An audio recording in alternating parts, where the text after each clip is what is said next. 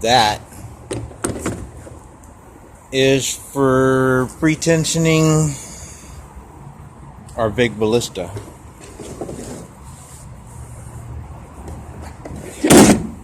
The engines need to be accurately balanced, and that's how we're gonna do it. I've been pulling them to 500 pounds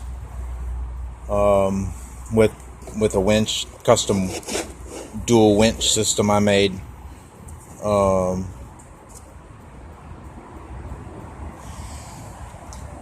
But I didn't have a good way to accurately balance them or tension them. Kept breaking everything. Anyways, so that's a come up right there. I think I paid $160 for it. So I'm cool with that.